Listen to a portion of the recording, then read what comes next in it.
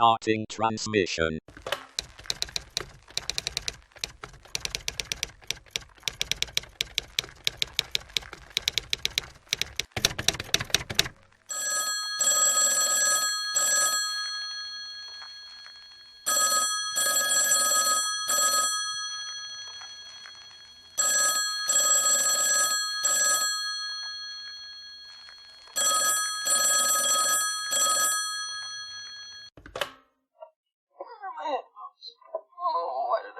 So far, come here.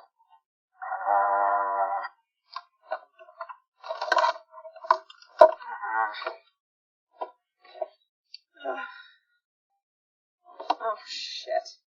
Hang on, I managed to unplug my headphone receiver. There. Now I can hear things. Cupcake.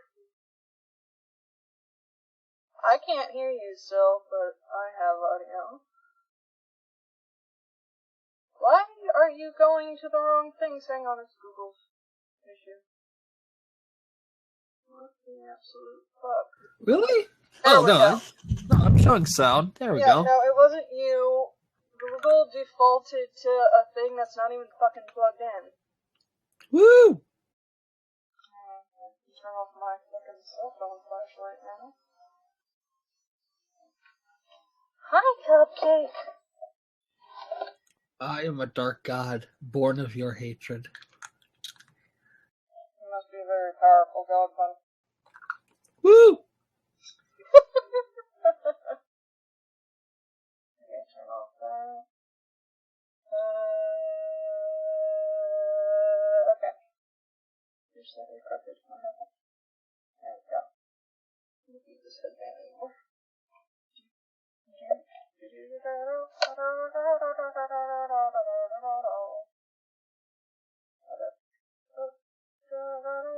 Setting up stupid stuff. Why isn't this on? Okay, I'm all ready to go. Got my tea, Scooby-Doo fruit snacks. What are you chewing on? Nothing. I'm not chewing on anything. Suspiciously looks like a lollipop. It is a lollipop. If this was an anime, it would have originally been a cigarette. And that's why it's funny. No, for Halloween, I don't know if I can get this to show up. These are Tootsie Pops that are the size of Dum-Dums. They got a bag of 500 after Halloween from work. Holy shit. Yeah.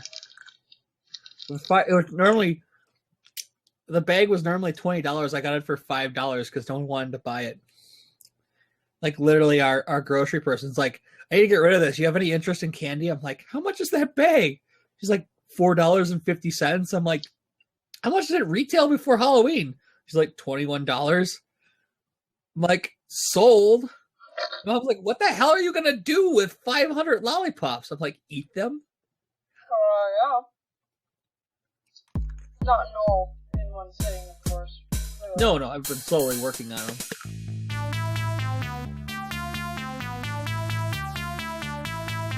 Hello and welcome to episode 72 of the Super Happy Fun Jabbertron Tea Party with Kiki and Bones.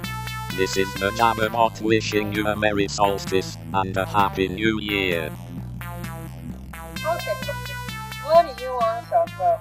I have no idea. You had a plan for the other one, and now I don't remember the plan because it's been so long.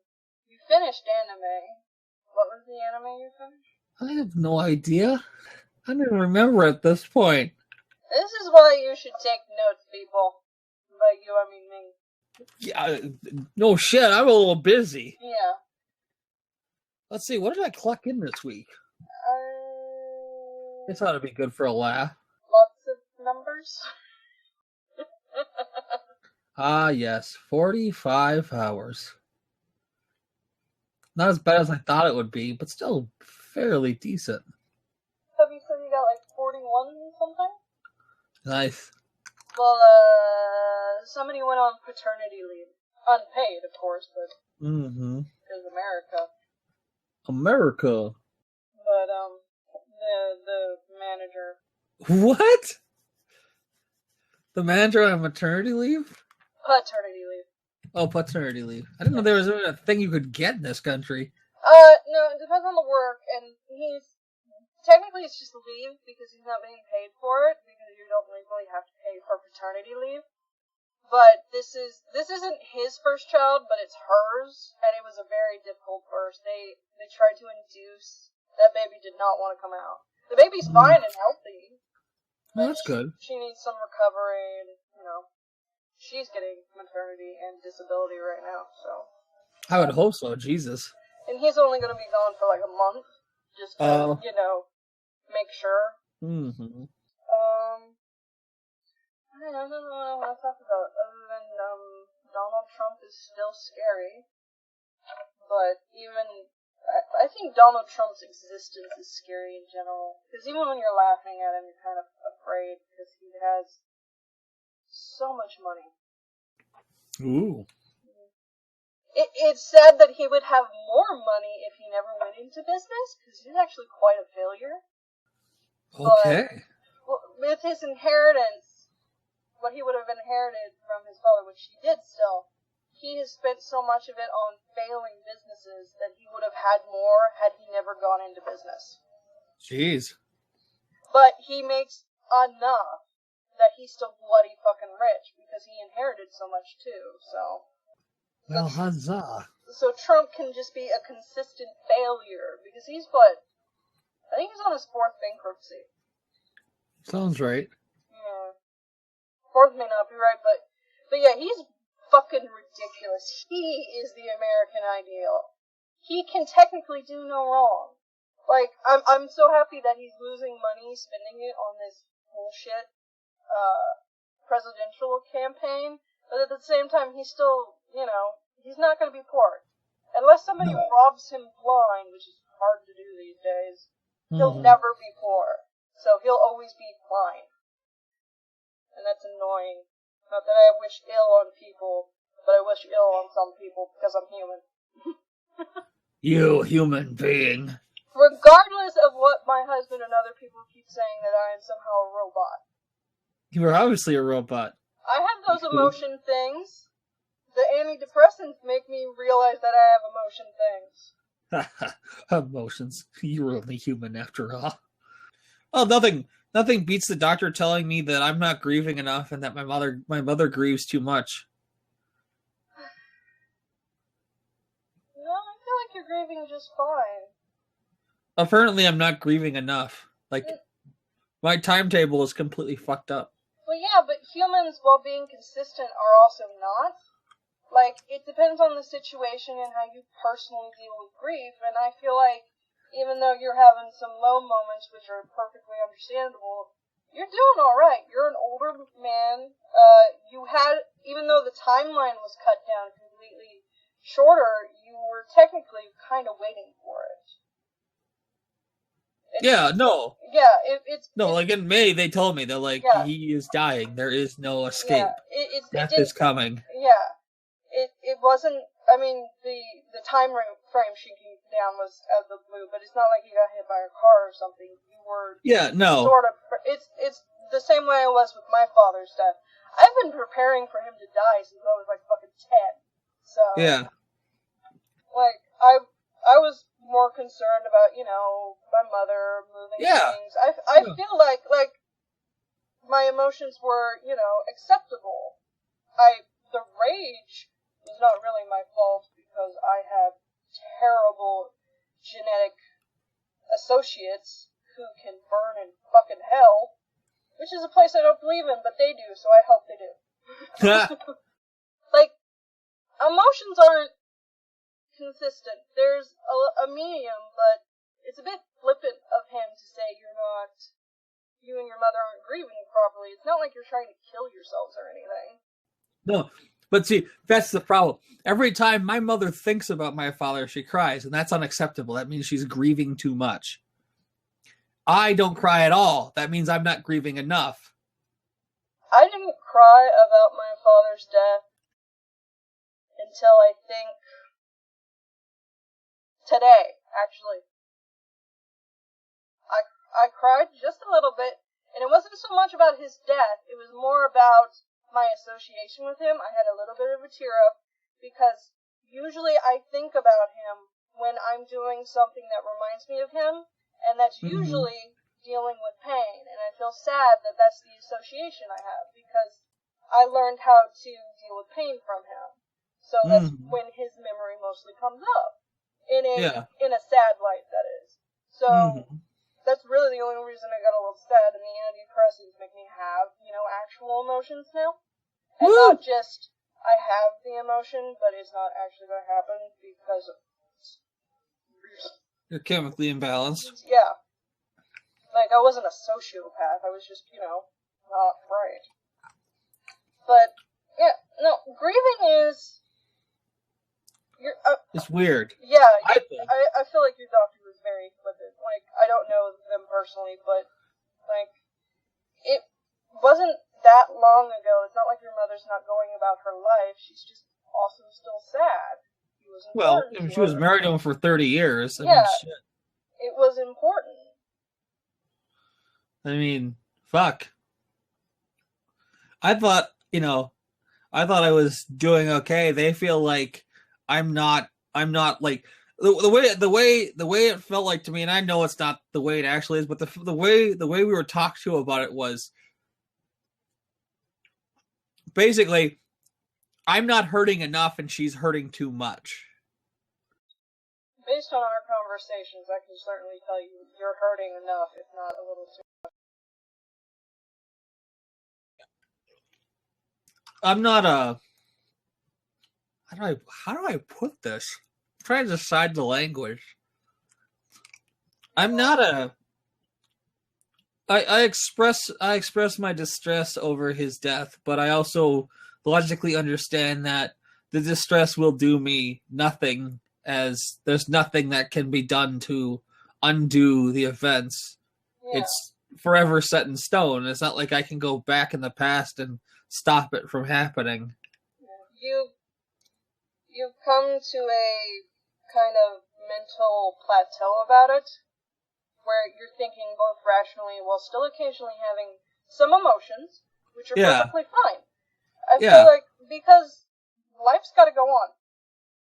I mean, death is tragic, but it happens to everyone. No. I mean, that's what really gave me solace, was that in the end I wasn't alone. Like, it wasn't something unique to me. That there were close friends, people I've known for years that had experienced the same things in the same age group. Like, you're not that much older than me. My buddy Matt was my age when his father died, and he's in his early to mid 30s now. But it was like, everybody, the fact that I knew multiple people who had experienced it in the same general age group helped a lot. That it wasn't like I was some unique outlier that in my early 20s, my father dies of cancer. It wasn't like, oh, that's completely unique. It was like, my Matt's father died of something similar. I don't remember exactly what, but it was one of those deals. And I don't know. I just got really mad because, my mother is an emotional person, and I'm not as much openly emotional about it to the most of the world. Yeah. But I mean, for me, he was, I don't really know how to describe it. It's like he was, understand that he was an imperfect human being. He was the ideal of what a quote man should be. And I think what stuck with me the most is that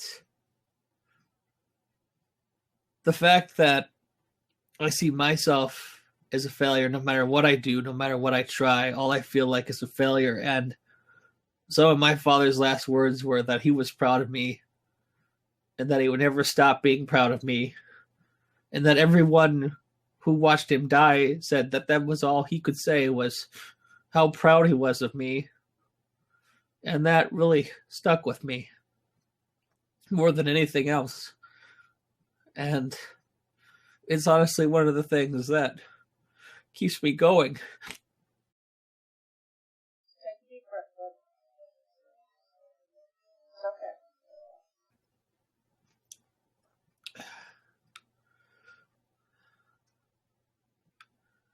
okay. It fucking keeps me going. That's good. No matter what happens. It's a lot of what my father was like to me. Not the ideal man thing, but he was just such a great person. And I got really lucky, as I say a lot, that both my parents were not only good people, but they're also, while being my parents, also my friends, so I feel very connected and open with them, easy to talk to. My dad was always there, especially when I was, having pain or something, because he knew, Yeah. So he knew what it was like to be, kind of trapped in what I consider, a cage of hell that is the vessel of flesh. Yeah. But that, life has good parts, and the pain is just a part of it. It's not the end-all, be-all, even though sometimes it feels like you can't get past it. I mean, man survived fucking polio. I think he's got a good grasp on life. Huh? I said, yeah, I agree. Yeah. So, we're both very lucky that we had such great people in our lives. And still do have great people in our lives. But yeah, I think the hardest thing for me was realizing that from this point on, I gotta blow my nose, shit. Alright. The hardest thing for me was realizing once he died that I had to fight this. I had to stand against the storm myself. There was no one to guide the ship anymore. Yeah. I had to take the wheel. Yeah. I can't just go, ask and discuss with him about certain things. Yeah. But, being raised by him, I learned how to do that for others, too. Mm-hmm. Which I think is one of the reasons Grieve became so connected to me so quickly when we first met. Yeah. We've discussed it before, and she's not here because she has to work. And Faith's not here because she has a killer sinus infection that's giving her a massive headache. No, I understand completely. Yeah. Well, she's also at work right now, so poor Faith. Oh my god, ew. Yeah, she only has to work like 4 hours, but, they need the money, and she's not dead to the world, so. But, because we've talked about her abusive relationship with her mother before, and how she's not had that mother figure until she met me, really.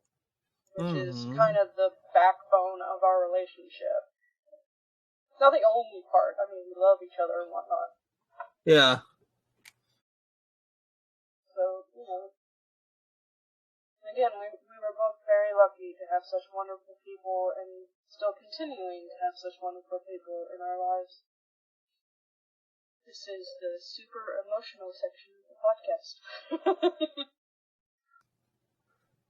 It's just there's been a lot of talk of him since the first Christmas without him. Yeah. It's just been crazy. Everybody wants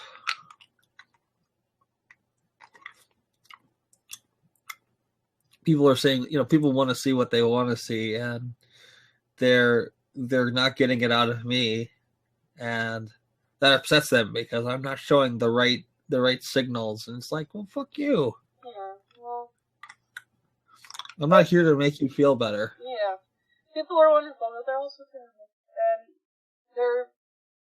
we've been trained to look for things, and if we don't find the association, it's automatically weird and unnatural, even though it's perfectly natural. So, I can assure you, even though I'm not a professional, I think that you're handling it rather well. Mm-hmm. Especially since, the holiday season can be very rough. I honestly feel like it hasn't been that bad. Like, for me, I continue to live by that. I felt the worst part of it was watching him die. It wasn't waiting for him to die. It wasn't after he died. It was the day he died, sitting there all night and watching him slowly fade away. And that to me was the worst part. Like, nothing else was that big of a deal. That was the worst part. Everything else was totally fine. Like, I've never been, the moments when I'm teary are short. They're rare. I mean, I don't get choked up about it very often. And there's only certain things that, still are still sore spots, I guess you could say. But I mean, other than that, it's whatever. It's not a big deal. It is, I can accept the transience of life. That's something that I think is a lot harder for a lot of people. I mean, my mom is still like dealing with that. Like, I could accept that, she goes, he was too young to die. I go, he was 72. I mean, that's not real old, but that's also not, he wasn't a spring chicken. Yeah. He lived almost 3/4 of a century. Like, it sucks. Like, I'm shocked that he was the first to go, because he was Mr. Eat healthy, be healthy, get exercise. That, he'd be struck down was shocking to me, but it's an acceptable part of life. He saw a lot of shit. He did a lot of shit that his friends and family didn't. So, he was exposed to a lot of things that they weren't. But, yeah, it's, I don't know. Talking from what you've told me in my own personal experience, usually them actually dying is not the worst part, it's the waiting. Especially when there's a chance they might recover, if it ever comes up. You should get your hope up a little bit, because my dad first originally went into care because he had broken his leg. Yeah. So then not that big of a deal. He's an older guy. He's going to need rehabilitation and whatnot. But there was the chance he could come home. Yeah. But then they found the bone cancer in his leg that we hadn't known about, which is pretty common for my dad, because every time he goes in for a big test, it's like, did you know you had 3 strokes? What? Stuff like that. Because his body was very stubborn. He was supposed to die of polio, and he went, nah, fuck you. And the cancer from his bone leaked into his blood system and caused a massive infection, and that's really what killed him. The worst part was when he became delusional.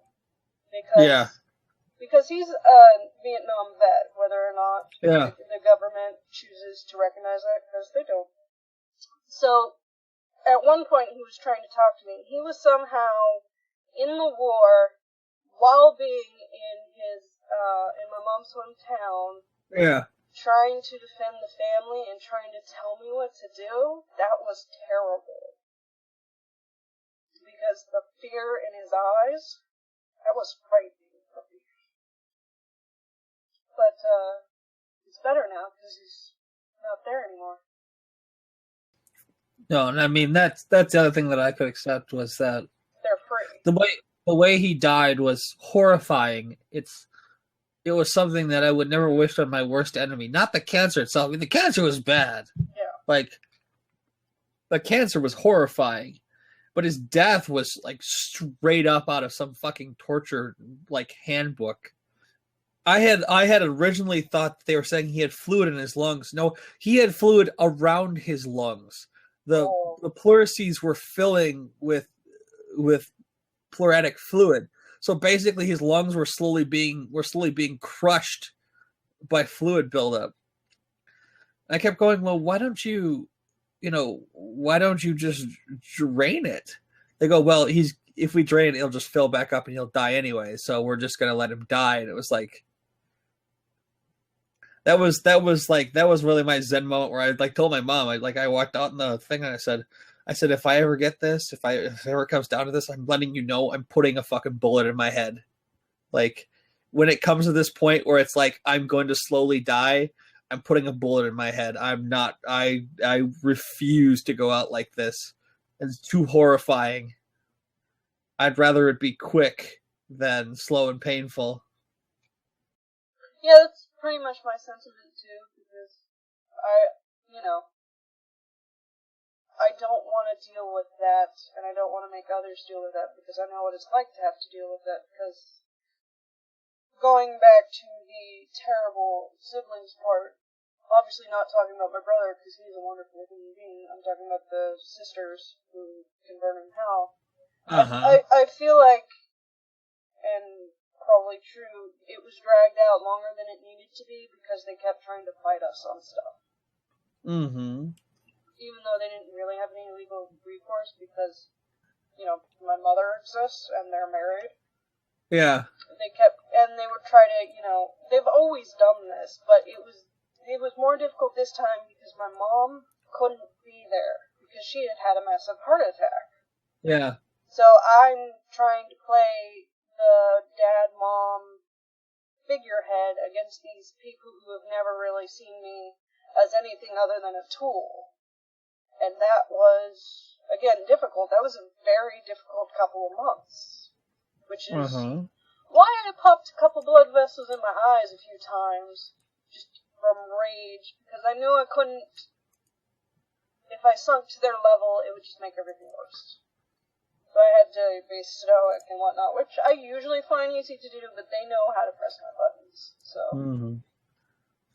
Well, it's like, my mom kind of got pushed around at the end. I was at work, and I never knew this. This was that Friday, and she called me and let me know that Dad was dying now. This was it. And then told me what it is. As I was getting ready, she was telling me what was happening, what had happened that Friday, and how they pushed her around about the do not resuscitate and shit. And that's what we were starting the podcast, and I said, I gotta go. He's dying. I've got to get out of here. And I will never forget. It was one of those nights where it was hot and dry, and you could see like the thunder and the lightning in the sky.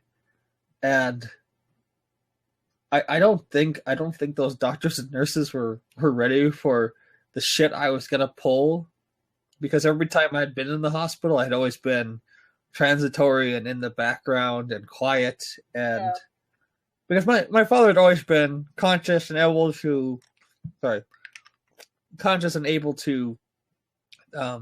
advocate for himself.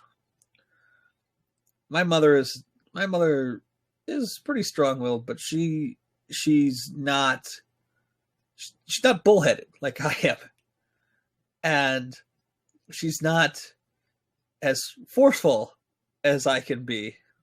She also isn't almost 6 feet tall and over 200 pounds of rippling, anger when she needs to be. And that doctor was not ready for what he met in that hallway, because I was obviously not a happy camper about what I had heard, and he was not ready to have his life threatened in the way it was. And maybe not my greatest moment, but sure as shit, he got the painkillers he needed after that point. Luckily, I had a good experience with the medical staff. It was more the family meddling for me. Because even on my mom's side, because she was in the hospital with the heart attack and with multiple strokes, so I was also pretty much talking for her, which means I had to deal with my aunts, which wasn't so much an issue as much as just having that piled on top of already having to have before deal with dad stuff, so that mom, I didn't have a heart attack that she ended up having anyway. I mean, we've been waiting for that heart attack for a while. The Strickler girls are heart attack machines. I'm surprised I managed to not get that, at least so far. But yeah, usually when there's a death, especially if you have to be in the mix of it, it almost never, from my understanding, the actual death that is the worst part. Is getting there. Because there's so many other agendas, other people, and you're still having to live your life. Like, I was still, taking classes and whatnot. So my day was pretty much college, dad, mom, their place to feed the cats, maybe sleep, and do it all over again the next day. And also having to be on the phone all the time and telling people to, trying not to tell people to shove it, that is.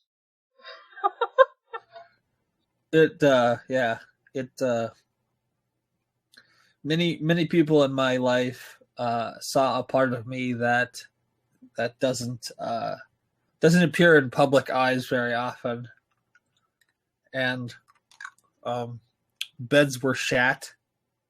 I should say pants were shat that day.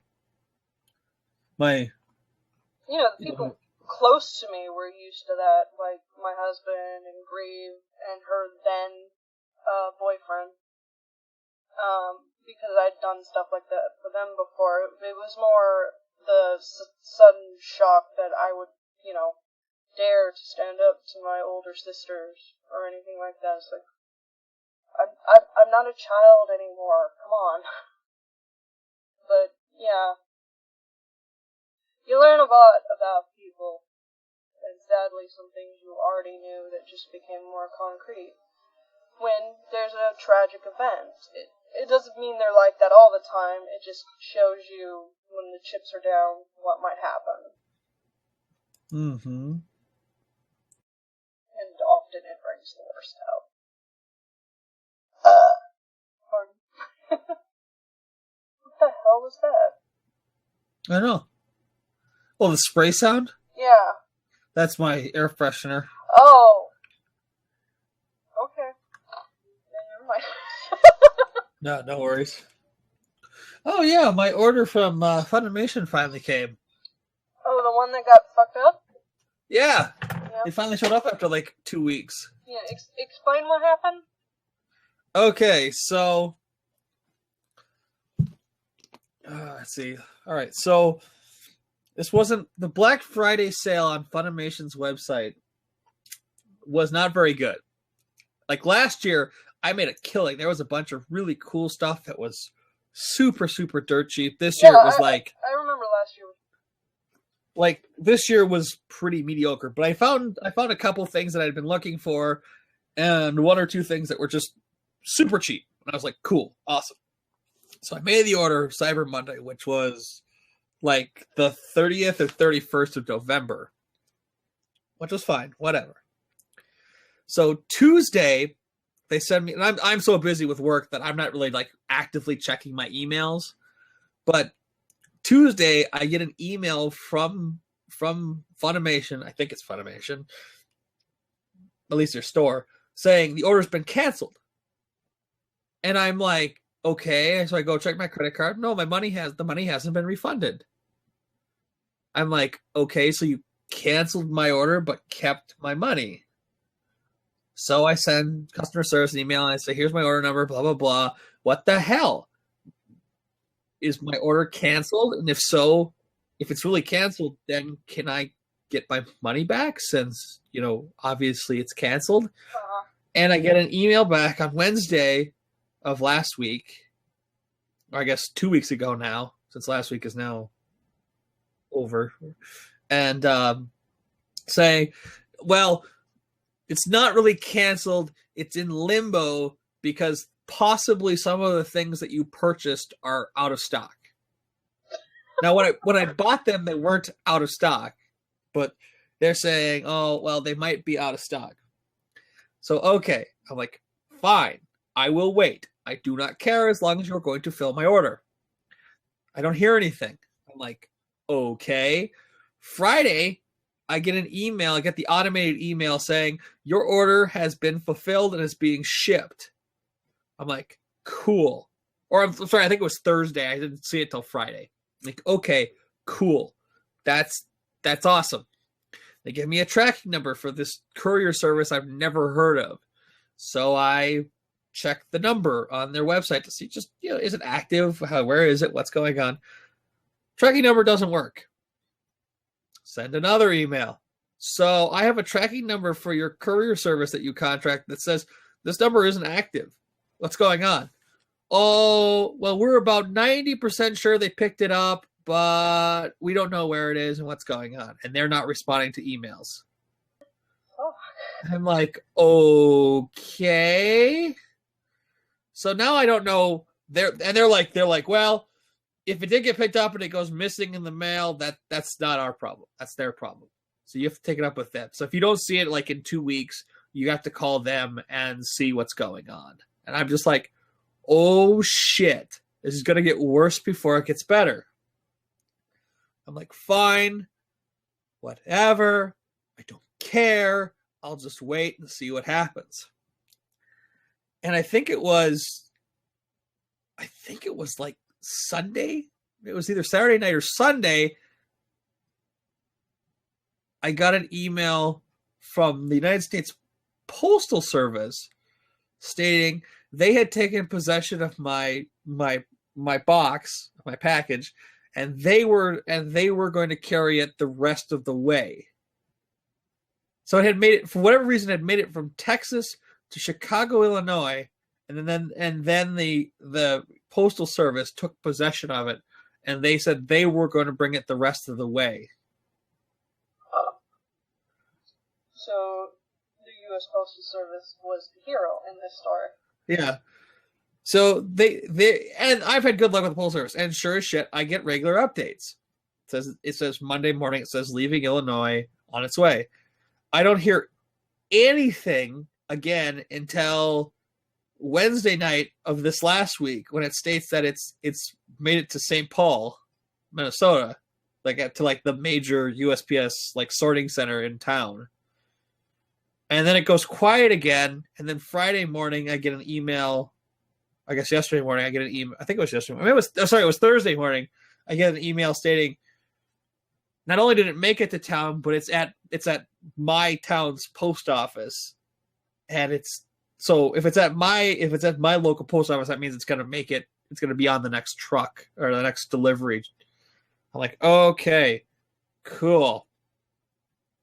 That's not the best part of all of this. So when I'm looking at the box that it comes in, right, I'm going, that's an interesting fulfillment center address.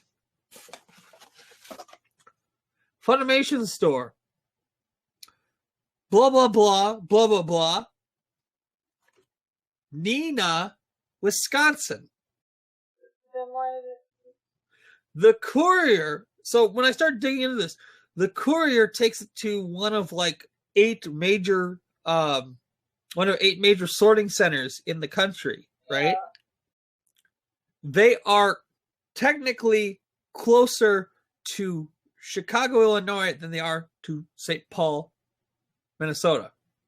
Okay.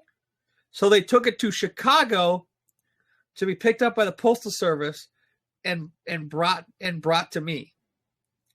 It would have been faster to take it to go the extra 100 miles and bring it to St. Paul and just have St. Paul deliver it to my local post office. So it was in transit for a week and a half because they took it to Chicago. The courier took it by slow boat to Chicago, and then the Postal Service brought it from Chicago to Minnesota. Oh, okay. If that doesn't make your head hurt, I don't know what will. This is literally bureaucracy in action. Yeah, that is some bureaucratic bullshit. That's where you look at where you're shipping it and go, okay, so if I take it to Chicago, it's actually going to have to go farther than if I just take it to Minnesota. Wow. When I get stuff from the UK, it isn't that complicated. Holy fuck. What the hell are you getting from the UK? Ross. Oh. The company I buy from is UK based, and that's where they ship from. Ah. So when I receive a package, it says Royal Mail on it. Oh, fun. American excellence at its best. Well, it's like it would have been faster for them to just put it on a postal service truck. Like they're trying to be cheap by using this courier service to take it to like the major postal service area to have it shipped. It's like, why did you just put it on a fucking post? Like, why did you just give it to the postal service and have them bring it to me? I know the customer is not actually always right, but maybe a little forethought occasionally. If that had happened to me, I'd probably not bother purchasing them from them again. The worst part is, I only buy from them maybe once a year right around this time, or if they have like a really good sale at random. Sorry, eating my Tootsie Roll. But there's a long enough span in between each purchase that I forget how shitty they are every time I order. Like, don't die. Excuse me. Pretzels. Ah! Dropping everything! God damn it! Ah! I'm not good at this! Pour myself some soda. What does your Coke bottle say? Someone nice? Oh yeah, because they'll have share a Coke with somebody. Because it's Christmas time, it's Secret Santa, someone nice. I don't drink Coke, so I don't pay attention. Well, you're missing out. You can't share a Coke with someone nice. That's okay. I'll share a Pepsi with my husband. That's a terrible person to share it with. I mean, honestly. It'll be probably a nice drink after sex. Or before, whatever. Possibly take a break in the middle of it. Coke break!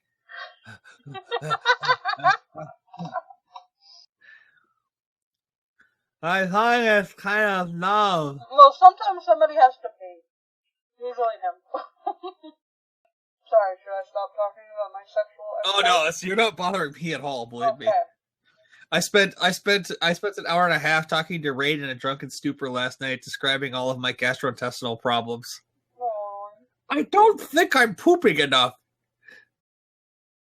I know I'm not, but then again, I'm not getting the proper amount of calories either. So. Well, we were talking, and I was saying I'm starting to wonder if my stomach pains aren't related to like my gastrointestinal system. And he goes, "Well, how often are you going number 2?" I'm like, every 3 to 5 days.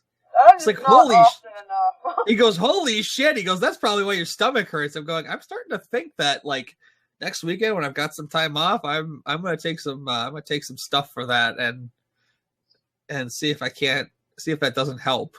Do you not get a lot of fiber in your life? Apparently not. No. I had, when I first went on opioid pain pills, as it happens, I had a bit of a constipation issue and had to take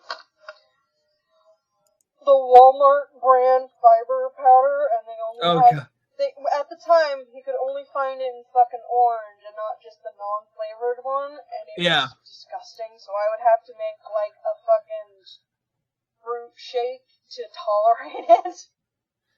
See, I could see, like, making, like, an orange Julius with it. That'd be pretty good. I mean, it's great with other stuff, but when you just have it, it's like, oh, this... Oh, you know what would be really good? That plus Tang powder plus vanilla ice cream. You can tell I've had to deal with this shit before. I'm like, okay, so I've got orange fiber powder. What delicious calorie-inducing drink can I make out of it that'll make me actually want to drink it? Yeah. Well, that was also post gallbladder removal. Oh God, I remember that. Yeah, so I was mixing it with my nutrition shakes that I would then add some fruit and a little bit of yogurt in, just in a vain attempt to get some sort of fucking calories in me. Let me add. Yeah, I'm still having that issue of getting calories because my body both loves food but hates processing it. So often I just don't want to eat. My body's like, no, we're done. More hilariously than that is when after Dad died, we had, I mean, just an absolute shit ton of those like Nutri-Shakes. we could never, like, my mom could never figure out why my dad didn't like to drink them, right? She goes, well, we've got all these shakes left. She's like, you want to try one? I'm kind of curious to know why he didn't like them. I'm like, okay. So, and there's a couple in the fridge, right? Because at the end, it was just like any calories he could get were better than nothing because everything tasted terrible to him. So I'm like, fuck it. I'm like, these are not going to get drank. And this one's are like the one that was in the fridge. The one I took out of the fridge that already had like the cap was missing. So it wasn't ever going to like, I couldn't give it to the food shelf or anything. Yeah. Like, I'll crack it open. You know, the seal was still there, but the cap was missing. I'm like, okay, I'll crack it open, give it a drink. I am sorry to anybody that has to drink those. They taste terrible. I mean, they are like gut-wrenching nasty. And I looked at my mother after drinking it. And I said, they're not, these weren't big ones. These were like 8 ounces, like small. And I looked at my mother and I said, you know, you would think that something that you're trying to get extra calories out of, they would make taste good. Like it would be like a fucking milkshake. No, these taste fucking like legitimately terrible.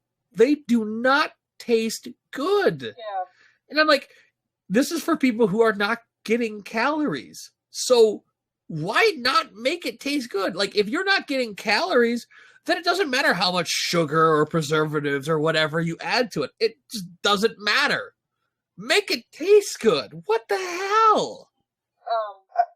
I had a couple different brands. Most of them are terrible, but the Walmart brand nutrition shake, they're not the worst. They're good enough that if you mix it with something, it's not the worst thing in the world. So, luckily there was at least that, but I could never drink them straight by themselves. Because, you know, I've done enough vomiting. I don't want to do more. Yeah, well, no. But I mean, like, you know, Yeah. I had, up until this point, I had never tried it. And when my father said they tasted bad, we believed him, but we're just like, how bad could they be? And so when he died and there were still some left, I was like, well, shit, whatever, I'll give it a try. And I just remember, like, to this day, like, I have not forgotten how bad they taste. And this was, like, a good brand. This was, like, one of, like the Carnation, like expensive ones. I swear, like, the more expensive, the worse it tastes. It was terrible. I was like, I looked at my mother. I'm like, it would have been easier just to make him milkshakes. Yeah. Especially if you're just trying to get calories in. Because a lot of those shakes aren't really all that nutritious. It's just calories. Yeah. Well, and at the end, the oncologist told us, like, we were telling him, like, all the stuff we were trying. And the oncologist goes, well, why didn't you just make him milkshakes? Yeah. And I'm like, what? He's like, that's the number one thing to feed to somebody with cancer. He's like, most people, you know, vanilla's pretty benign, and like you could add, you know, protein powder and shit to it and actually make something calorie rich, tasty, or at least tasteful, and not, you know, if you're dying of cancer, it doesn't really matter what the fuck you eat. Whatever you like works. Yeah. And no, I was just like, so at the, like, right at the end, we bought all the stuff to do it. Well, then he died like the same week, so it didn't really matter. But it was. When I got into it, I kind of knew they weren't going to taste good. The only sister I like, who is sadly dead, died of cancer. Surprise. As long as I've been alive, she's always had cancer. That's another one of those deaths I was just kind of waiting for. So it wasn't that big of a deal. But she used to live off of, sometimes, especially when it got bad, Slim Fast. Yeah. And ice cream. And although occasionally her stomach would be like, no, bad, so we would have to make, like, we would freeze fruit, at least when I was, you know, occasionally with her. Yeah. She usually didn't live in the same town as me. But frozen fruit with a little bit of juice, blend it up. Yeah. And just to get something in you.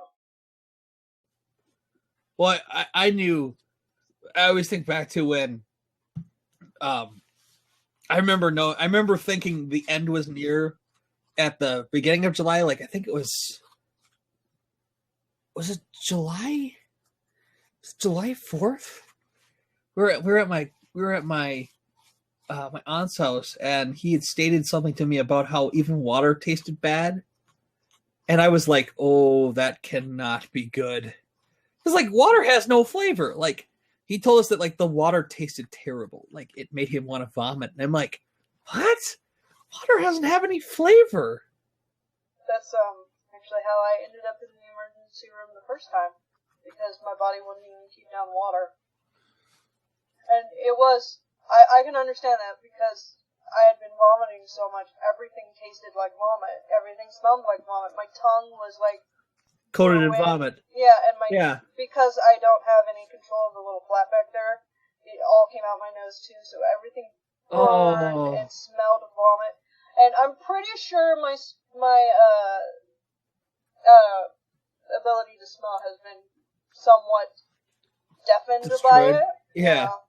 And I mean, the only good thing about it is my taste buds have seemed to change, probably because they had to heal. So I've noticed that even though I'm not eating a lot, I'm eating a wider variety of things. Things I used to hate kind of taste good now. Yeah. So, like, you know, pies I wouldn't eat before, mustard, certain things like that. But yeah, there's just that point where it is more disgusting to try to eat than not. Where I would be like, I don't care, just stop. Yeah, there's not much you can do after that other than me and I'm in the hospital. Mm-hmm. Assuming you're bad enough for them to allow you to be in the hospital. Because our American system sucks, but we have bitched about that at length many a time. Oh, yeah. Yeah, sadly I haven't, like we say often, I haven't really watched a lot of anime. I mean, I caught up on Bob's Burgers and The Amazing World of Gumball. Woo! Which are great.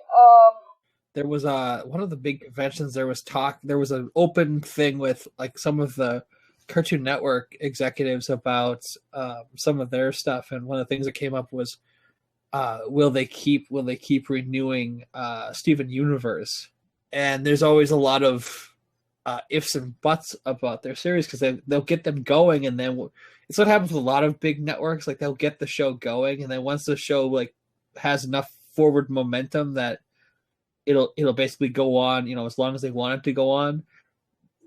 They have a tendency to basically release the creators from the network.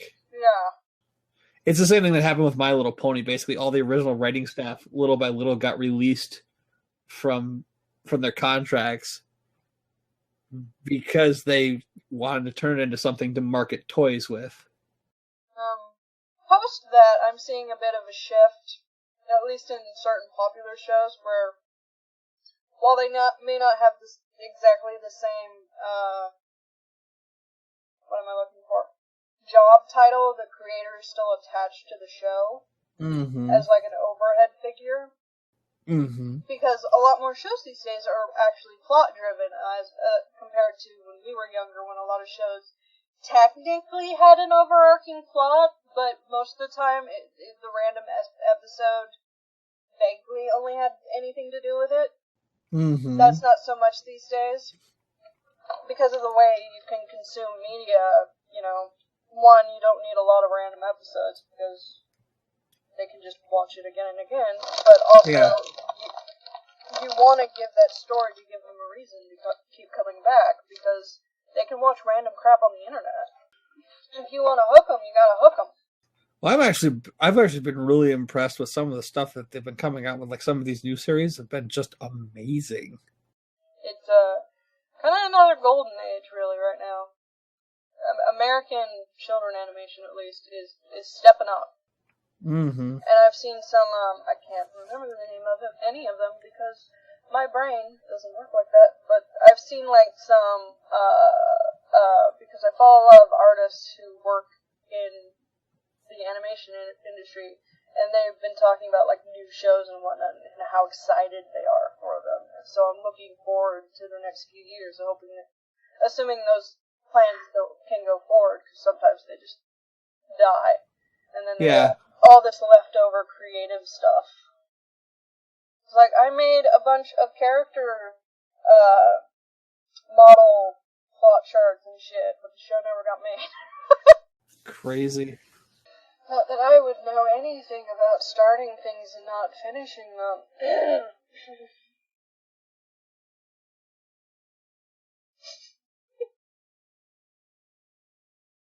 Thanks, Jay. That's fun. Yeah.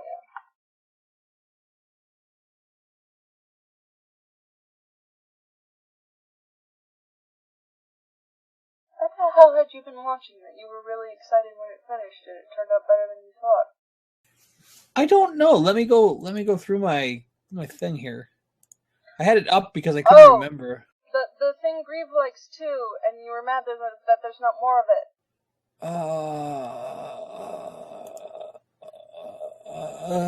That was His and Her Circumstances. Yes. Did we already talk about that? I don't know if we've talked about it on a podcast. We might have just talked about it in a hangout. It's been a while, I guess, because the last time we were gonna do it, we didn't get together until it was real late, and I was like, I have work at 5:30 in the morning. Yes, your obligations are far more important, man. I was actually kind of glad tonight worked out the way it did. Yeah. I mean, not that I want Faith to have a headache, but like, it's nice actually starting at a decent time. I mean, tomorrow's not so bad because I don't actually have to be there till 7, but like the days I have to be there super early. It's just like, oh, I can't do anything. I have to go to bed. I suppose it would depend on scheduling for being able to do it earlier. Because obviously, if you're home, it can happen. Yeah. Because even though there's a podcast where I'm not in it, clearly you have to be in every single one. What? There's not a podcast where you're not in it? Yeah, you and Raid. Remember, you sent me the files and I edited it because I had lost my voice. Oh my god, I completely forgot we did one. Oh my god. I forget what number it is. It's early. Yeah. But yeah, I am in one less podcast than you of this show. You know what's really funny? I was up late last night with Raid because I got off at 3:00 and I was really tired. I basically ate dinner and then crashed until like real late. It was like 11 or 12 o'clock at night before I woke up again. Mm-hmm. And then I couldn't sleep because I had like basically gotten a full night's sleep in the afternoon. And so he was on playing games and stuff, and we were sitting and talking, and he's all like, Cupcake, you should come out here tomorrow and do it. And I was like, I would consider it, except for the fact that I was assuming we'd be doing it late. Mm-hmm. I was like, I would consider it except for the fact that I have to work Sunday morning, and I really don't want to like get done with the podcast at like 1 or 2 o'clock in the morning my time and then have to drive home. It's like, well, you could just stay the night and then go to work. I'm like, I have to go to work at like 6:30 or 7 in the morning. Like, that means I would have to leave your house at like 5:30. Shit. Yeah, because he lives across the city from me, so like I would have to drive like literally like 30 or 45 minutes minimum to get back to my town. Damn reality and us not living in the same state or time zone. Oh my god. Can you imagine if we lived like within spitting distance of each other, how stupid that would be? So much shit. And also a lot of just sitting watching crap. There would just be a shit ton of just. I have this picture of just like my giant couch, and then just like all of us just like sitting on the couch completely comatose, and I've got the sugary drool coming out of one corner of my mouth. I'm just like, what did we just watch? I don't know. Crunchyroll has a random button now, actually. Oh boy. Yeah, I've been considering using it, except for, stuff. And that might drive me mad, not knowing stuff and getting into like a plot-driven anime as opposed to a random episode anime kind of thing. What did I... Wait a minute. I just saw something. I think somebody's getting the rights to My Everyday Life. I might have seen that. Here, let me turn on my tablet. I had heard somewhere that... maybe it was just Scuttlebutt, but I thought I had heard somewhere that someone is getting the rights to that show, and I was like super excited. That would be actually awesome. Because I mean, that show is like old now. That was like, I think like 4 or 5 years ago now. Because Bandai bought the American rights to it, and then they went under, and we never actually got to see any part of it. Yeah. And it looked so cool. This was right after the craze of Lucky Stars. I was always like, oh my god, I'm so excited. That would be so awesome, actually. Because I love that show. It always had a really Osamanga Daioh vibe to me.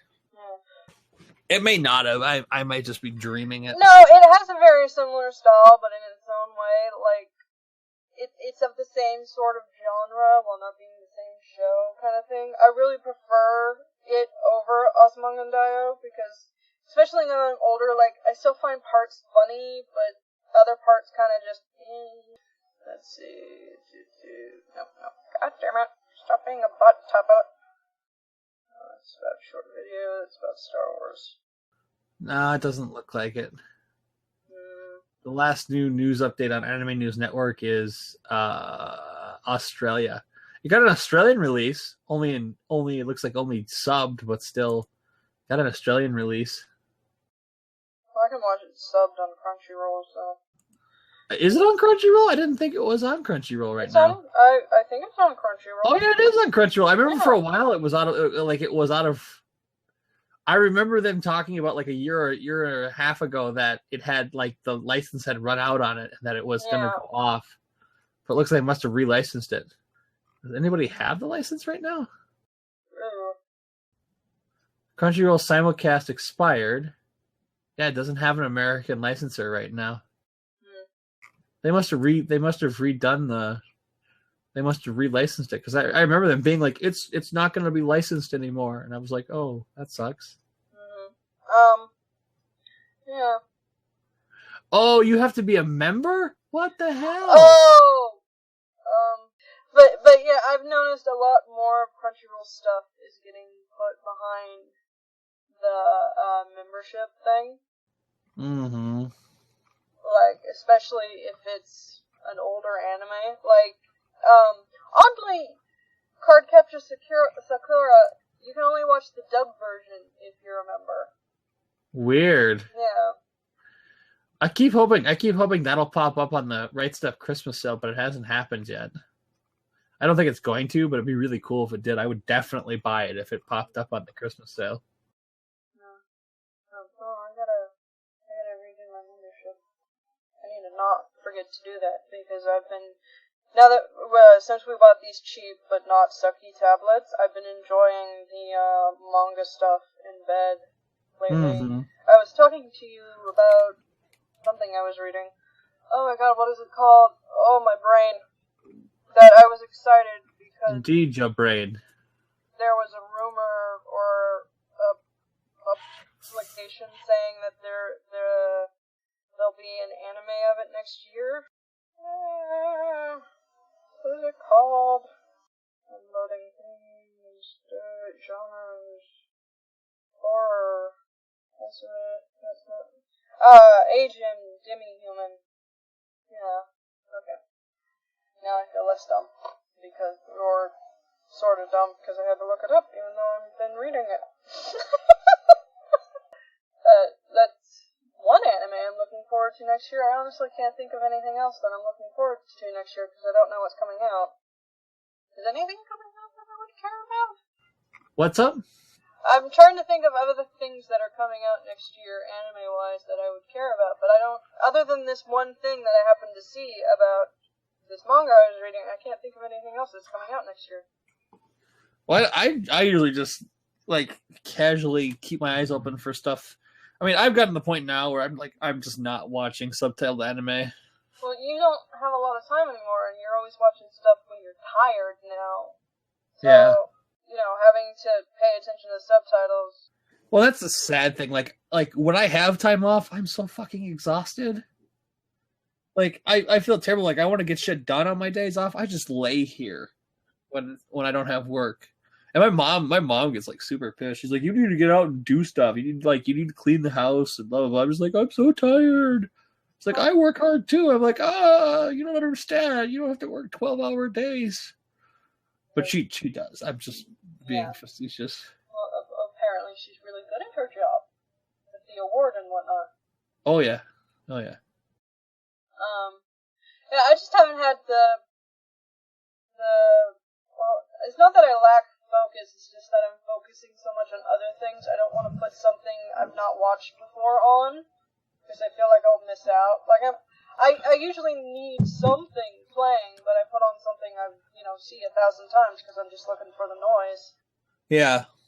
No, I understand completely. Yeah, so I haven't, other than, random things that I've been watching because I don't feel good and I'm stuck in bed, I haven't had the time. Like, I really want to watch One Punch Man. It looks fucking it looks hilarious. Ridiculous. Yeah. But I just haven't had the ability to sit down and go, okay. Because lately, when I don't feel good, I've been having to take off my glasses, and there's no reading subtitles with that. Yeah. No, exactly. My sinuses are not liking the winter season because all the leaves everywhere. Every time it rains, the parking lot just gets flooded with leaves. Mm-hmm. Stupid city of leaves. I will say after rewatching Strike Witches season 1, so that I can watch season 2 like soon-ish, probably not right now, but yeah. I couldn't remember what it was about anymore because it's been probably 3 or 4 years. I remember it being a lot, like, there were some parts where I was just legitimately like, what the hell am I watching? But a lot of it I was just like, these are cute girls doing cute things. And yeah, they did pander a little bit with the no pants thing, but like, it wasn't like, I remember it being a lot more sexualized. I just didn't feel that this time. It was kind of weird. I was just like immediately the episode with the musical chairs with their panties was a little weird, but like, that was really like the weirdest part. Otherwise it was pretty straight up. I don't remember it enough. I just remembered it was just not something I wanted to watch.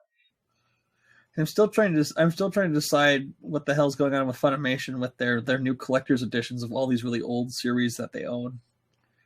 Like the $250 Full Metal Alchemist 2003 collection. Holy fuck.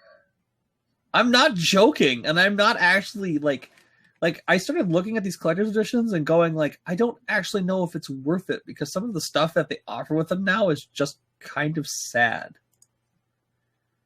Like, I've reached a point where like an art book or some postcards just is not going to do it if I'm going to have to spend like an additional $50 or $60. Considering when the fuck are you going to use a postcard? And even if you collected them, you only need like 2. Yeah. Amazon has it for $219. Right Stuff has it for $263.98. Barnes & Noble has it for $276.13. I mean, I realize things cost money, but that seems a little ridiculous. I mean, this is a series that literally came out over 10 years ago. Like, it's a great series, don't get me wrong. Yeah.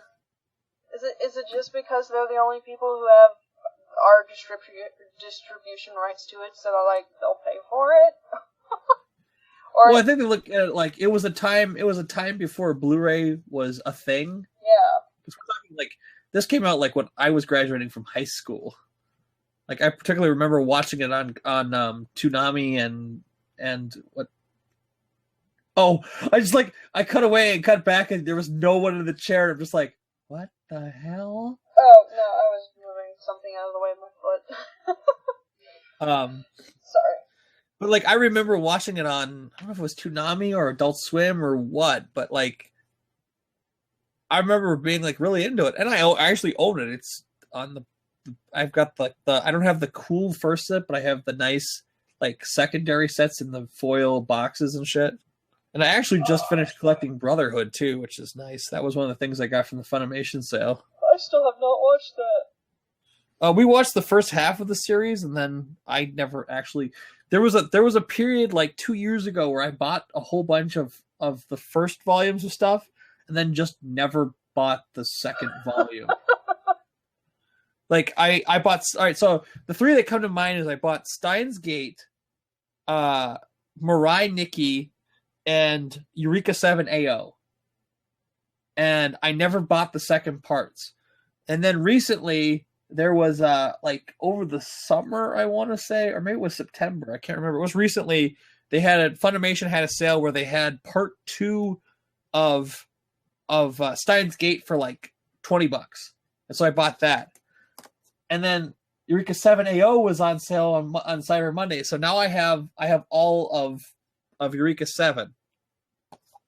Now I'm told this is shit, but I watched the first part and it was okay, so I was like, whatever. But the same thing happened with, and I don't have the movies. I still haven't gotten the Funimation or the Fullmetal Alchemist movies, but I now have part 2 of Brotherhood, and I have the Brotherhood OVA collection. So that was cool. And this is all the shit that I actually wanted that was on sale. They had like 30 or 40 things on sale, and I ended up skipping a lot of it. I was highly, highly contemplating buying Dragon Ball Z, and I just decided not to. Oh, and my favorite thing that I had been contemplating for a long time and finally bought, you might find this hilariously stupid. I now own the sequel to Blood Plus. Oh, I haven't seen that either. It's the limited edition. This came out like in 2010. Wow. And they had this on sale. Like, they must have sold like none of these, because I have seen this like repeatedly come up for sale every Black Friday or whatever, every Christmas time. And it's gotten progressively cheaper every year. Like this year it was, I think, like $19. And like when it first came out, it was like 50 or 60 on sale. Did nobody like it or something? I guess. I remember Blood Plus being kind of mixed a bit. Blood Plus was strange. I have to rewatch it because I don't remember it in like a straight line kind of way. I remember bits and I don't remember the order. But I remember enjoying it for the most part. Like, it had the occasional episode where I was like, did you need this? This didn't really do anything other than state things we already know over again. But that's not just that show's issue. That's many shows' issues. Get to the fucking point. Oh, you know, I actually did have kind of, on the thought of old shows being rewatched and whatnot, I had kind of a zen moment last night. I was going through, every day I go through the Right Stuff Christmas sale and like mark off the things on my list that things I might want to buy, so that as we get closer to Christmas and I get bonuses and stuff, and I can be like, you know, these are the 5 or 10 things I actually want to buy off the list. Like, I'll make the list and then I'll pare it down to things that I actually like really want after seeing what's on sale.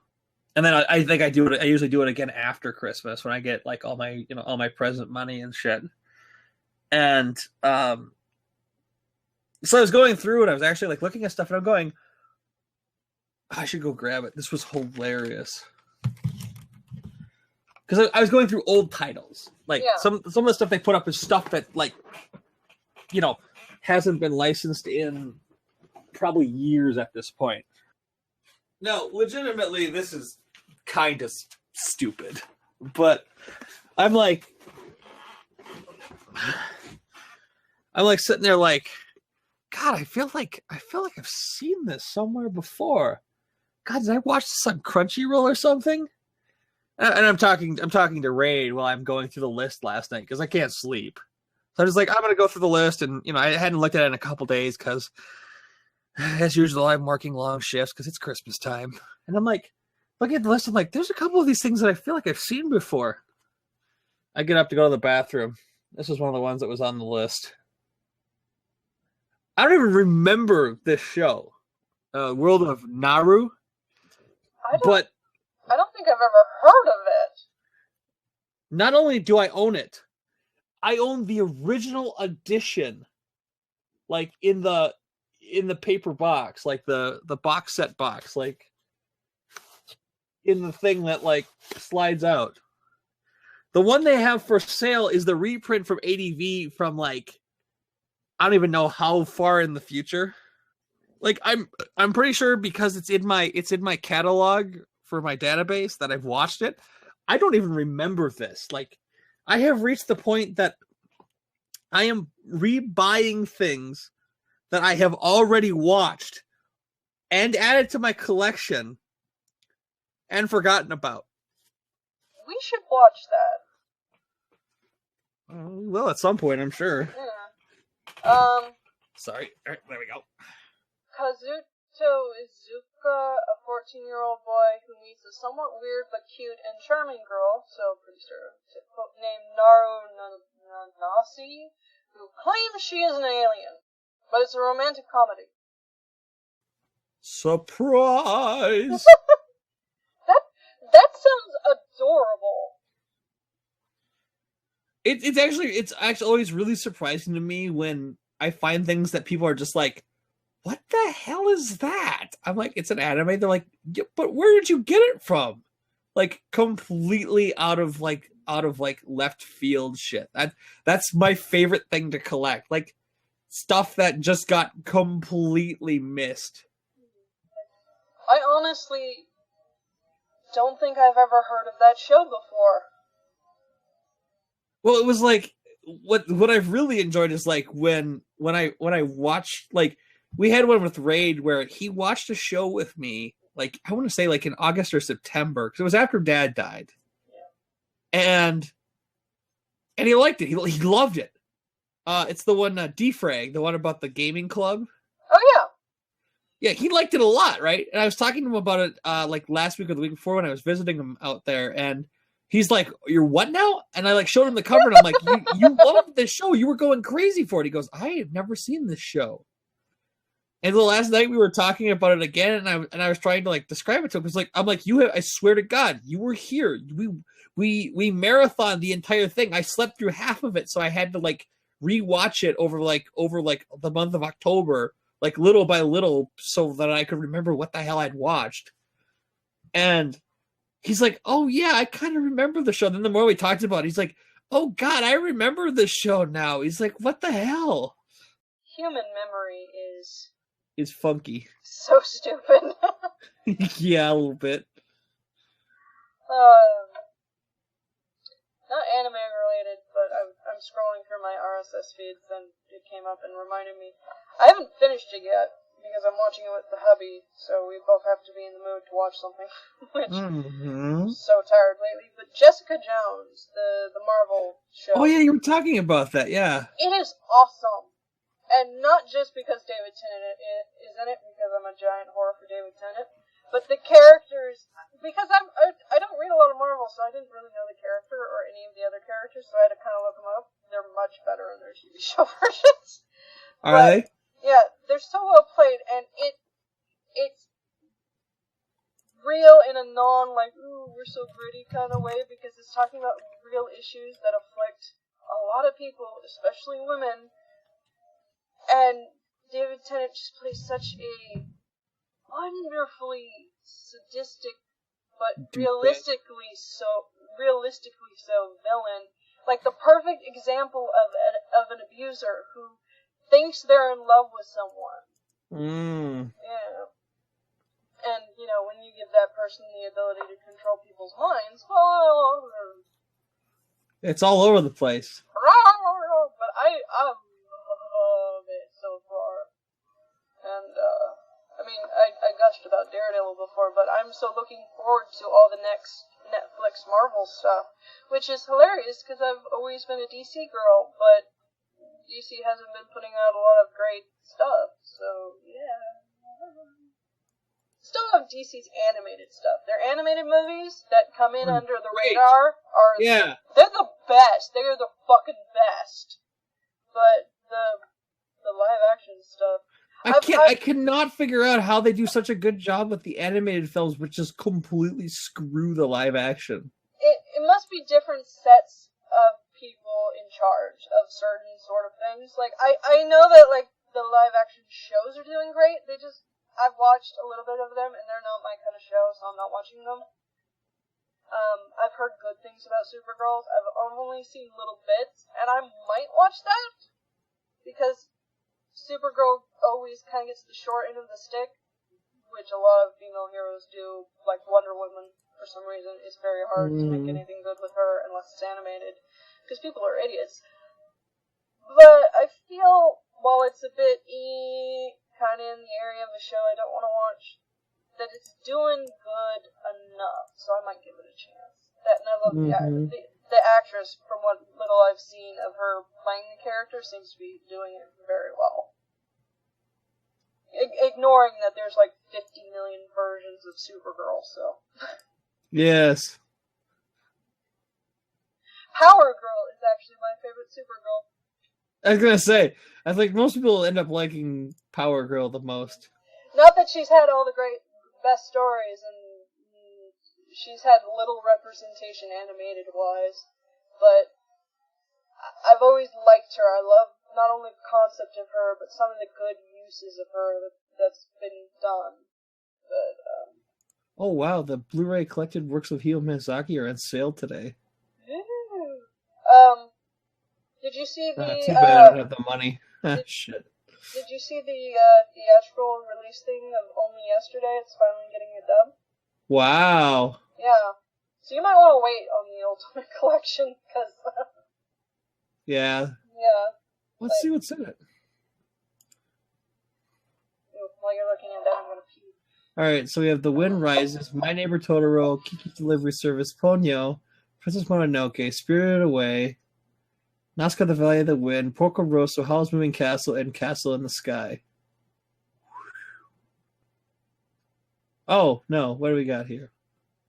So The Loop on the Third, Castle Kilarasto, Nazca the Valley of the Wind, Castle in the Sky, Neighbor Totoro, Kiki's Delivery Service, Porco Rosso, Princess Mononoke, Spirited Away, Howl's Moving Castle, Ponyo, and The Wind Also Rises. And since the other thing's getting a deal, then I should probably just wait, because they'll do something else, obviously. I think I'm going to pee as well.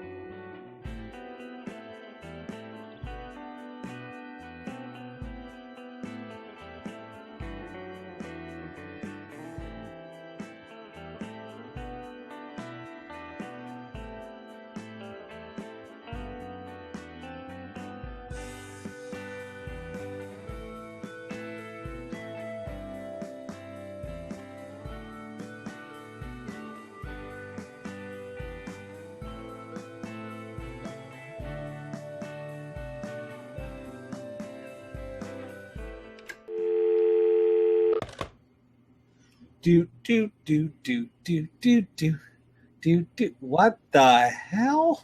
Alright, I decided to make tea when you said you were going to the bathroom, and then when I got into the kitchen, dinner was ready, so I made myself a plate. Well, that's one way to do it. Yep. Oh, jeez. Don't fall over a chair. Or do it, might be funny. No, there's stuff behind me. My head might hit it. As long as I live, I'm never gonna forget that one episode where you left to go get tea and then fell over in the hallway, and I'm just like, holy shit, Green. And Green's like, what? And she turns around, she's like, oh shit.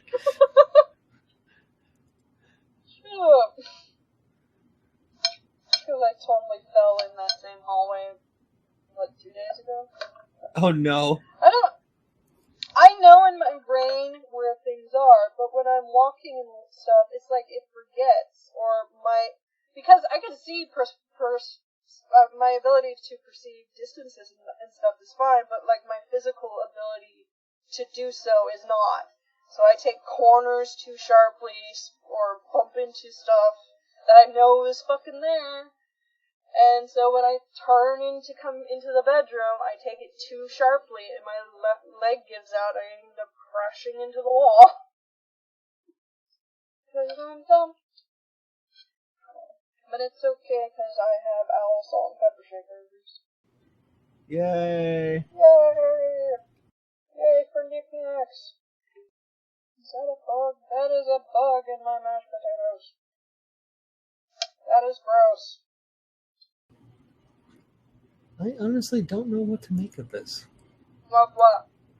Hang on, I'll link it to you. Okay. Oh, that's right, we can't. I have to link it to you in actual chat, because there's no actual text chat anymore. Yeah. Well, I suppose they realized maybe that you could just do it still in the Hangouts thing. Oh, somebody's talking to me in the chat. Really? Oh, no. I missed it. It was Moss saying hi to me, and he said goodnight, like, right after it went away. Woo.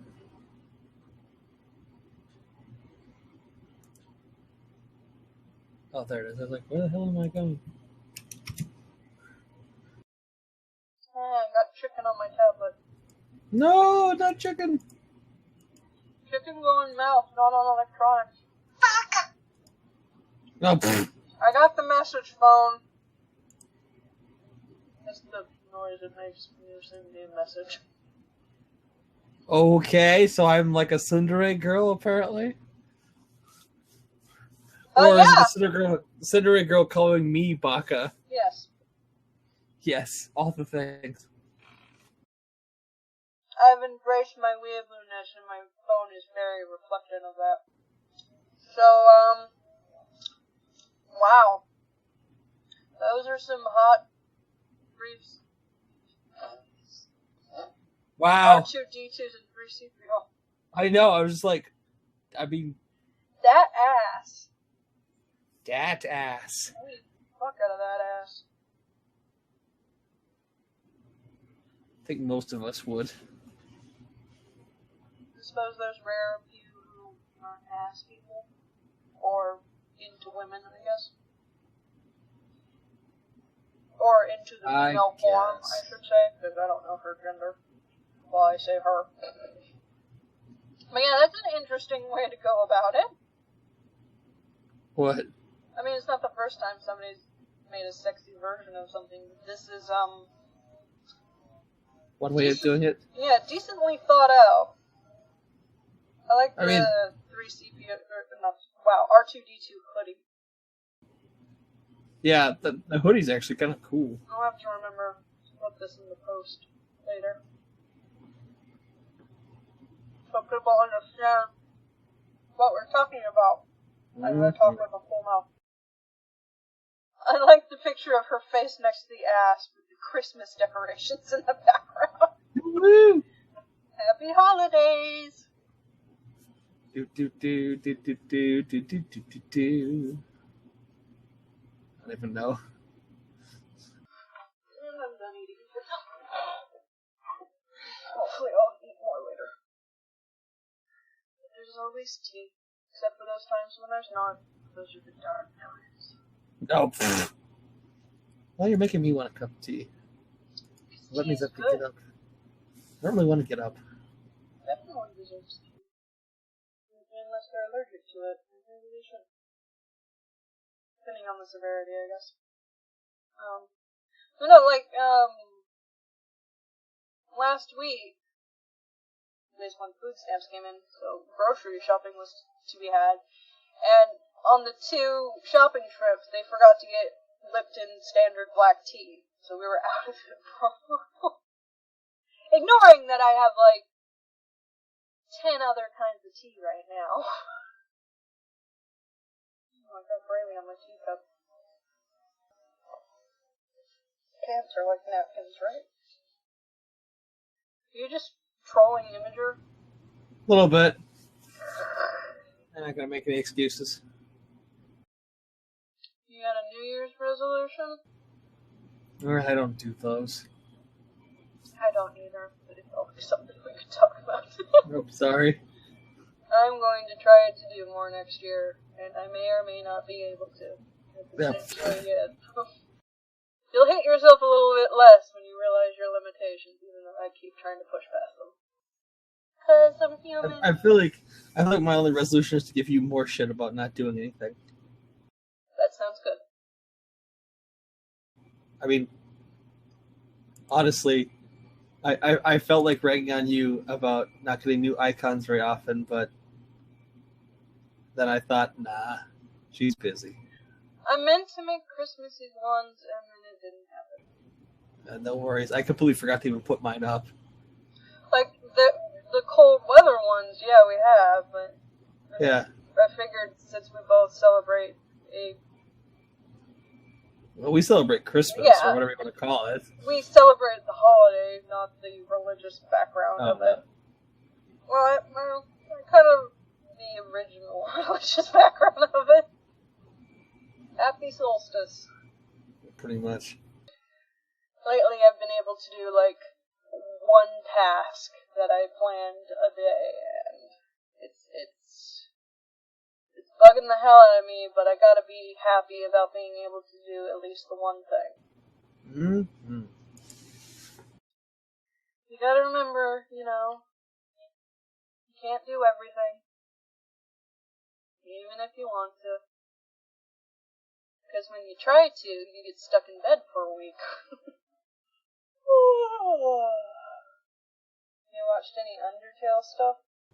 No, I've been hearing about it, but I haven't had any energy to actually go through it. Is it a game? I can't even tell. Yeah, it's a non-traditional RPG. Okay. Well, pretending to be one. It's very choice-based, and it remembers a lot of what you do, even if you don't save. Mm-hmm. A lot of people have been doing the double playthroughs, because there's like, I don't remember the exact numbers, but there's like 5 ways to go about it, I want to say, but that might not be right. Like, neutral pacifist, pure pacifist, no mercy, and genocide. Okay. But there might only be one kind of pacifist run. Because, like, pure pacifist is, like, true ending kind of thing. Okay. But it's both lighthearted and dark, and it has LGBT characters. It's also very cute, and you play a race, gender, nondescript child. Wow. Because they just call you kid or the name you came up with. There's no he's or she's or anything like that, or any references to some cultural background. Mm-hmm. So it's a nice, hey, that kid's me kind of thing. And, I haven't played it, but I've watched multiple playthroughs, and it's very touching, but some people are very, like, you know how people can get in fandoms, very about it. So, I mean, now that it's not really dying down, but kind of. Mm-hmm. Yeah, I think it's been out long enough now that most... I mean, it's just, it's a nice big indie hit, so, who made it? Toby something? Congrats Sounds to them right. for, making such a nice game. A nice, thought-provoking game. I would probably recommend Dodger's playthrough. It's the recording of the stream she did of it, but it's very moving because Dodger always gets into the characters and whatnot.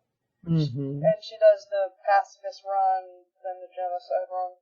Which, the genocide run is heartbreaking to do because it's not the same as No Mercy. No Mercy is something where if you get into a fight, you fight. Genocide is actively trying to seeking a battle. If you go to the save point, if you're trying it, it will tell you a number of left. And you're essentially trying to empty out the areas to where everybody has run away. Because you're a mass murderer, essentially. And it's very moving. But yeah, that's really all I have to say about it. I recommend watching it or playing it if people out there have the ability to. I don't have $10 right now, so. Yeah, we had kind of a weird conversation about like living by like religious rules and shit, and I was like, I always felt like the golden rule was a good standard bearer. And then my one friend goes, "Well, that's stupid. What if the person, believes it's okay to, murder, rape, and pillage?" I'm like, but that plays into the whole live by the sword, die by the sword. Yeah. If you're willing to murder, be prepared to be murdered. If you're willing to steal, prepare to be stolen from. Yeah. He's like, yeah, but what if somebody does that to me? I'm like, then they should prepare to have it done back to them. Not necessarily by you, but yeah. It's how you treat people in life flavors how your life is, even though your life can still be shitty if you're a nice person. Because the people around you are shitty. Mm-hmm. Yeah, and I mean, morality in general is not religious-based. It's person-based. Mm-hmm. So, I mean, what the general populace thinks is moral can be based in religion, because religion is very prevalent, especially here in America, whether we like it or not. But, yeah, just try to be a decent fucking human being. Holy shit! What? Today I learned in 2012, Kathy Lee Gifford asked Martin Short about how his marriage was going, despite the fact that his wife had actually died 2 years prior. Shorten didn't bother to correct her and said that his wife loved him because he was, quote, cute. Oh. Oh. Wow! That is an impressive deflection. Nice. Yeah, that's definitely a I don't care enough to do the research to make sure I don't ask you a stupid question. Yeah. Like that Golden Globe tweet that tweeted out the wrong picture to the nominated person. Uh-oh. It was a different actress. I forget both of their names, but in their defense they look similar, but not similar enough to where you could have Googled it wrong. Like, you had the wrong name and shit. What was the... I remember that happening, like, with an interview where somebody was interviewing... It was a male actor, and they confused him with somebody else. They asked him some stupid question. He's just like, who do you think I am? They said his name, and they're like, that's... It was something stupid. It was like, I think it was like... The guy was new, was like a new reporter, and he confused, I can't think of his name now. Shit. Was it some white actor with some other white actor? Yeah, they were white actors. I gotta look it up. Hang on. Mixed up Charlie Sheen and Emilio Estevez. Oh, well, they're brothers. They're brothers! Yeah. And he goes, who do you think I am? The guy goes, something, I think he says Charlie Sheen. He goes, you think I'm my brother? And looks at him and goes, what? Whoops.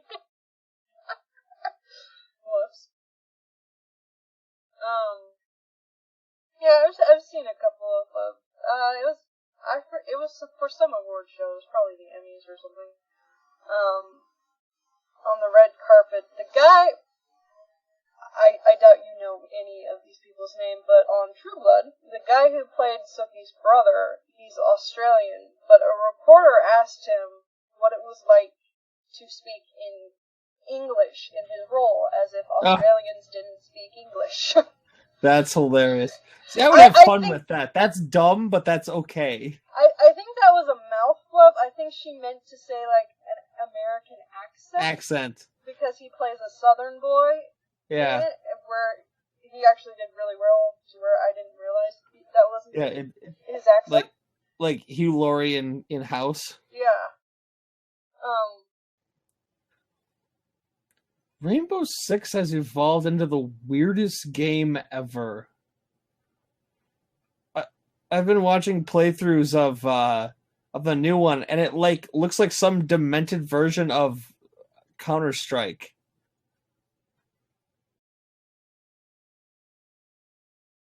Rainbow Six was the one you were playing. Is that the one that has all the weird modes, or is that Counter-Strike? I've been seeing ads for both of the new ones, and I can't remember which is which. Counter-Strike or Rainbow Six is the one where it's like basically cops versus robbers. Oh, okay. Like the actual old Rainbow Six games. You were fighting a fucking helicopter at one point, right? Oh, that was Rainbow Six Vegas 2. I think that was like the last new Rainbow Six before this one. And that one was kind of like an arcade shooter. It was just really weird because it was all like, it was like pseudo tactical, like through most of the game. And at the very end, it's just you, the main character, versus a fucking attack helicopter. And it's supposed to come off as really epic, but it just felt like, literally just felt like something you would do in a video game. How appropriate yet not.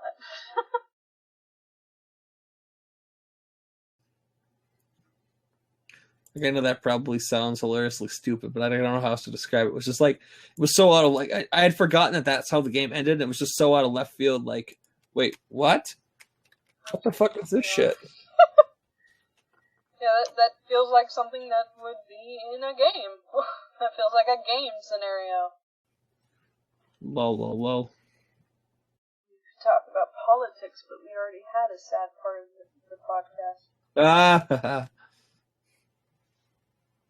That's right, they never made Rainbow Six Patriots. It got canceled. Yeah.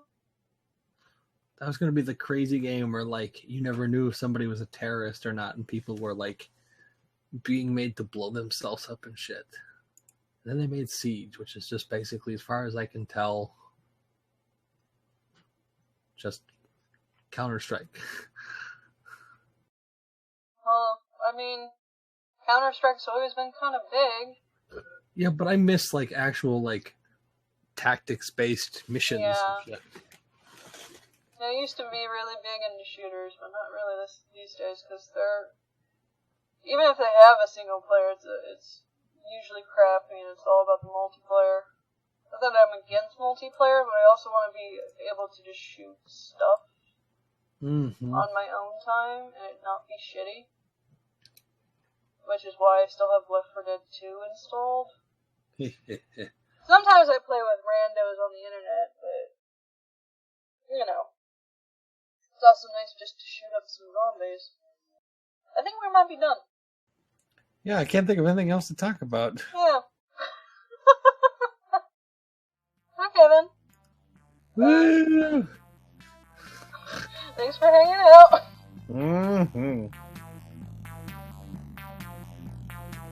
Thank you once again for listening to the super happy fun Jabbertron Tea Party with Kiki and Bones. Hope smiles from the threshold of the year to come, whispering, it will be happier.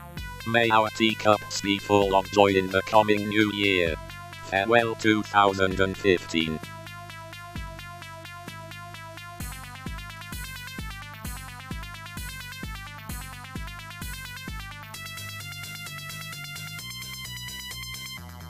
Night, Bones. Night.